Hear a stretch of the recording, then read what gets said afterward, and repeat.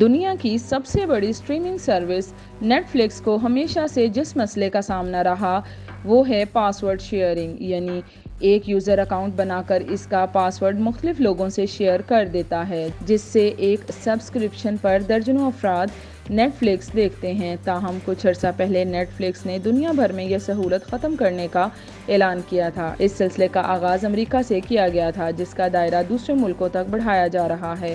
اب پاکستان میں بھی سبسکرپشن نہ رکھنے والوں سے پاس ورڈ شیئر کرنے کی سہولت ختم کی جا رہی ہے۔ طریقہ کار کے تحت اب Netflix app wifi network کے ذریعے یوزرز کو مانیٹر کرے گی، یعنی ایک یوزر نیم پاس ورڈ ایک وقت میں صرف ایک وائی فائی سے ہی منسلک ہوگا۔ وہی یوزر نیم اور پاس ورڈ کسی نئے وائی فائی پر استعمال نہیں کیا جا سکے گا۔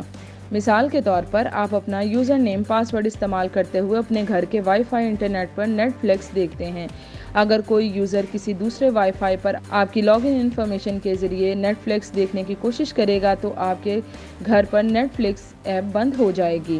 اسی طرح متحدہ عرب امارات کے رہائشی اب اپنے گھروں سے باہر نیٹ فلکس پاس ورڈ شیئر نہیں کر سکیں گے۔ اسٹریمنگ دیو کا پاس ورڈ شیئرنگ کریک ڈاؤن باضابطہ طور پر متحدہ عرب امارات تک پہنچ گیا ہے۔ کسٹمر سروس کے ایک نمائندے نے تصدیق کی ہے کہ یہ پابندی آج سے نافذ ہو گئی ہے۔